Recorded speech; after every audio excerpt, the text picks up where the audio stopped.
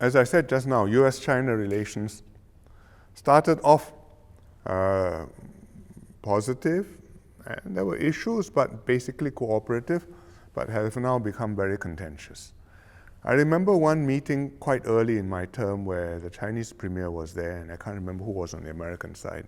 Not sure it was the president, maybe the Secretary of State. And the discussion was on the US trade deficit with China. And the American official was complaining that how is it there's an imbalance and it is not fair. And the Chinese premier's response was, yes, we would like to buy more from America. Please let me buy more high-tech products from you. Supercomputers, I don't know, maybe high-tech electronic machines, whatever. And of course, it was not so easy for Americans to do that. But it was that sort of a discussion. There are issues, but we are not hostile to each other. But today, there are issues, and they are trying very hard not to be hostile to each other, but it is a very tense relationship. Better now, because after Biden met President Xi Jinping in San Francisco last year, things have stabilized, and both sides are trying not to take provocative moves, but the underlying tensions, the underlying contradiction between their national positions, national interests, I think is very deep and will be there for a long time. More than 10 years, maybe 20 years, maybe more. Fortunately for us, we have good relations with both. We've had good relations with China for quite a long time now, despite periodic kerfuffles. We have the Suzhou project. It's now celebrating the 30th anniversary, I think this year or next year. We have the Tianjin project that celebrated its 10th anniversary. And in the last 20 years, when I was PM, we launched on a third G2G project, which is in Chongqing on connectivity. And that is doing promisingly. And we have upgraded, we have an FTA with China. We've upgraded the FTA with China. We've participated in cooperative projects which China has championed. Belt and Road, we join in the Asia Industrial and Infrastructure Bank, AIIB. So I think overall our relationships with them are very warm, and I think they know that we would like to do more with them, and we are not against them. At the same time, they know, I think, that although we are ethnic Chinese mostly, we are different from them. And that's very important.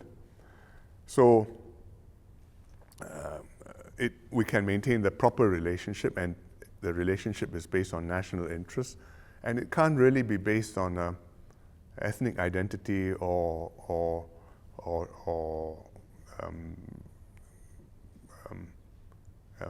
how shall we put it, inherited. You can't say we are the common ancestors, therefore we must have the same history. With the US, we also have good relations. We do a lot with them. They invest here huge amounts, important projects. Their banks are all here. With the government, we do a lot. We cooperate on defense and security. In fact, we have a lot of troops which are training in the US, flying F-15s, flying F-16s, flying Chinook helicopters. We do combined arms exercises in Fort Sill in Oklahoma. At any time, there are 1,000+ Singaporean SAF personnel in the US. We are, I think, the biggest, but certainly one of the biggest foreign contingents of military people in the US. So it's a very close relationship that direction. They come here, we host them, we welcome them, their ships visit, Navy ships visit, their aircraft visit.